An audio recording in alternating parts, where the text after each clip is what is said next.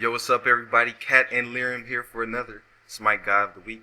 This week we're looking at Lirim's favorite champion, Ymir. But before we get into that, I want to say that we have 5 Smite beta keys to give out this week. Um, the way we're going to be distributing those keys, we want you guys in the comments to name a god that you think will be good in Smite and name his ultimate. So explain his ultimate, name the god, and we're going to choose the 5 best submissions, and then we're gonna send you the key based on that. You'll know when we send you the key if we choose it. So let's get into it. Ymir's your favorite god, Liam. Why do you like him so much? Well, first things first, man. He's like this giant blue glacier frost giant. He looks awesome. He feels fun to play. But realistically, I think my bottom is the fact that he's got so much CC. He's got a lot of crowd control, and all of his abilities in some way, shape, or form do something to prevent the enemy from moving. So, A, he's got a wall, like ability 1, wall. His wall's great for blocking off lanes, so if you have somebody trying to run through the jungle or something like that, you just wall in front of them, they get trapped, and then your whole team kind of eats them up alive. It works in conjunction really well with his other abilities. His second ability is kind of this slow. It's like a line of ice. Anybody who's standing on it gets slowed, and then if they're still on it after about a second or so, then they just take damage. It spikes up, and it's your main damage dealing ability. It's a little weird to get the timing right, but once you get it right, you know it's all great from there on. His third ability is probably the most useful. It is a cone stun. Uh, you can actually take out a whole enemy team with a good stun, I think, and you can't stun the whole team at the same time. So it's just one of those, great abilities, and it's a very essential ability in using his ultimate.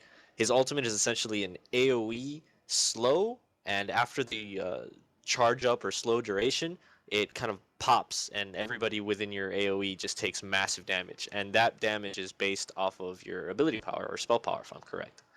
So you need that stun. It's like because it takes a good while for it to charge up. So you need to get that stun in initially and immediately use your ult. And if you can, try walling them in at the same time and all of that. But we'll get into that. But it's because it's based off of AP. I kind of build him around that. Uh, Not that I get too many ults off. But no, I build Ymir with a lot of spell power, even though he's kind of a tanky character. And then I secondary up in tank. So I think to start, I always pick the experience boosts and money boost boots with a health pot. Because I like the speed, and I'm already kind of a slow, clunky character, so I like to run around quicker. And the money's great. The money helps me build a lot faster, and it's worth the initial startup cost. I think it's 14.50 for the boots, and then the health pot's 50, so I waste like every penny. But from there, I'll kind of move on to like I think it's the Death Orb or Doom Orb. It gives you like a lot of AP, and everything from there on off is just kind of how the game's going. If I'm not dying, then more AP. If I am dying, I'll take a look at whether or not it's magic damage or physical damage. Smite being pretty magic damage, intensive, I usually go towards magic resistance. Uh, and the last thing is probably cooldown reduction. Emir's abilities don't have an extraordinarily long cooldown on them, but they are long enough to be annoying. So cooldown reduction really does help with that. And everything else it's just straight CC. He's more of a support character than he is an assassin, anything like that. So I kind of try and coordinate ganks with people. Like I think right now we got a bit coming up where Arachne's coming from behind, so I could run in, get the stun off, and then immediately use my damage dealing ability and wall off so they can't move any further, and then boom, like look at that, just like that, like tons of CC. It's just I don't know, it's great. I love it. Yeah, Ymir is a real nice champ. Like I said last week, I played Artemis was our god last week, and I laned with Lyrium all the time, and that CC really helps like the carry get the kills because the carry is gonna do the most damage, and that freeze combined with the wall, it's so easy to just get kills. And if there's an Ymir on your team, then your team is pretty much set in the CC department because the CC is just so nice. And his ultimate, just talk about Yeah, his ultimate a little bit. is all Emir's ult's kind of a pain in the ass. I mean, I personally, I think the timer on it is a little too long. And a lot of the champions, as of now at least, they all have good escape. So like if you're going up against like an Odin or a Hades or basically a Wukong, anybody who's got a jump or like whoosh or like Hebo or something, they're gonna get out. So what you gotta do, and I see I just missed my ult there too. God damn it. But what you gotta do is you gotta grab that stun and immediately, as soon as you hit that frost, try and open up your ultimate. And if possible, if they're kind of towards your lane, use that to your advantage if they're by your tower and head a little bit further down lane, like away from your turret, because they're not going to want to run into your turret, so they're going to try and run out. And it's going to give you a little bit of extra time, and hopefully they'll get hit by the ult.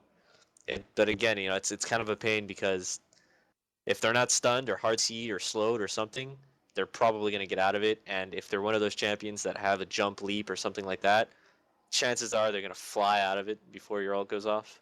But, just stun and use it. And it's great for team fights.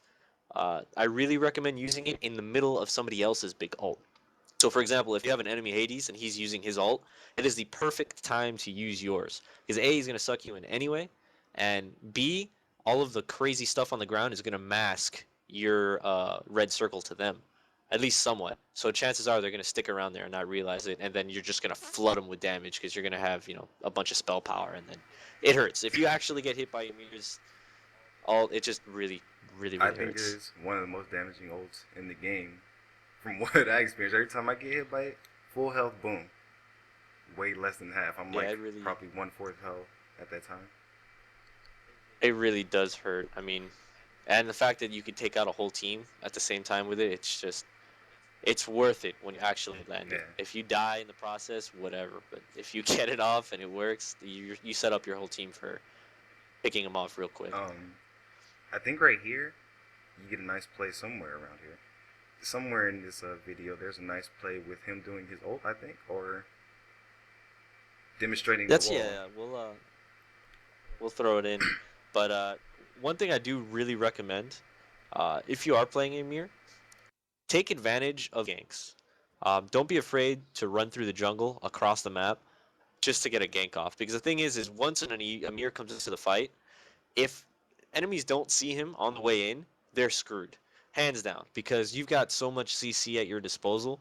You open up with a stun, you drop a wall in front of them, and you just slow them, and they're already dead. Like if by that point, if you have a sensible laning partner or anybody else in the game who notices this, like they're dead. Like just there's no escape. So time your ganks. Let people know you're on your way, and if you come up behind them, it's game over. They're not getting out. I want to ask you too. Like you said earlier, there's a lot of champions on this game that have crazy escape. They're about to die, boom, they just get away. What do you do to really deal with that as a Ymir player? I mean, you don't deal with it, Mm, or I do. There's a way to deal with it. It's more patience than anything. You have to be really attentive, because the thing is if you know that they've got an escape move, like you're going against like a Bakasura or something that like they're gonna whoosh out or jump out. What I like to do instead, because they can jump over your walls, and that's really a pain in the ass. What I like to do is I like to watch and wait for them to use it, and then use my CC abilities. So I'll kind of tease them back and forth, and then as soon as I see they've wasted their escape, that's when I'll come in and head. Like right here, this guy just wasted his thing. So now I know I can get a stun off and start dropping walls and do everything because he shouldn't have it.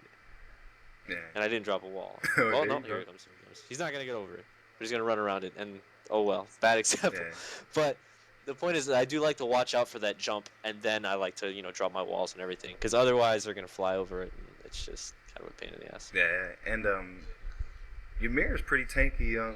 I mean, without having to really build tank items, he's pretty tanky overall, right? Like, He really is. He's a real damage sponge. I mean, I like Ymir a lot for that because I suck at poking, at least in Smite. mhm. I like to really be all up in the fight, but he can take an extraordinary amount of damage just out of the get go, uh, and that's good. Like you should use that to your advantage. It's not a bad idea for Emirs to initiate since you're already kind of tanky, even if you're not building tank.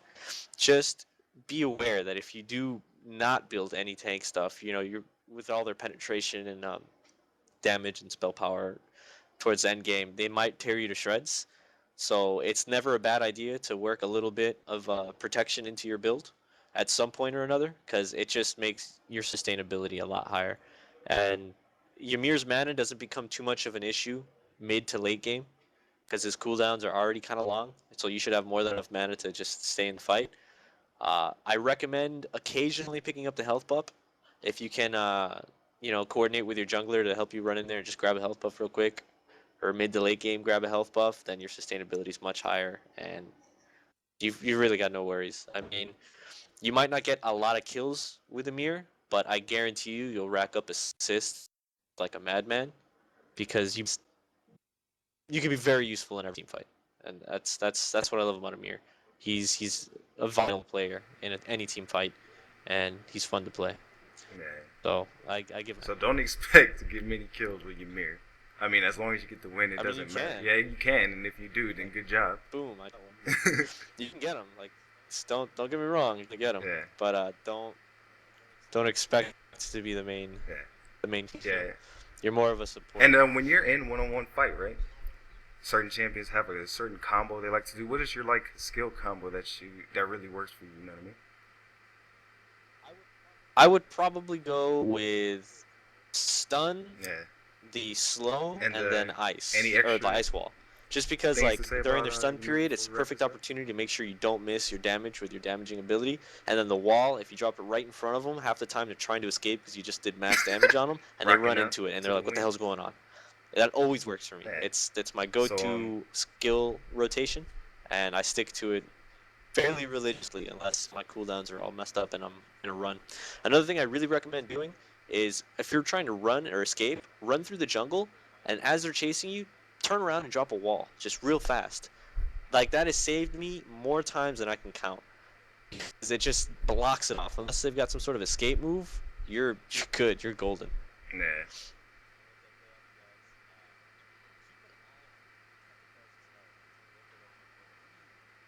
He's just awesome. That's all I can say. I love him here. He's the best. Look at him. Look at him. He's the best, man.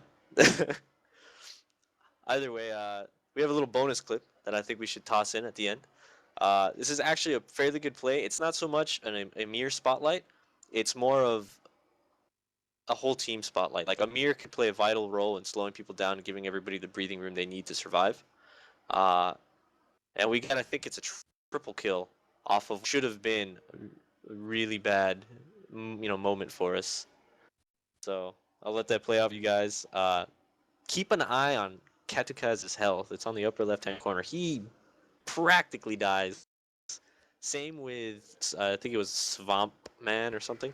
Like, they both almost just insta-gibbed, but we get around into a triple. It's real Yeah. good stuff. So stick around. Next week we're doing another Smite Guy of the Week.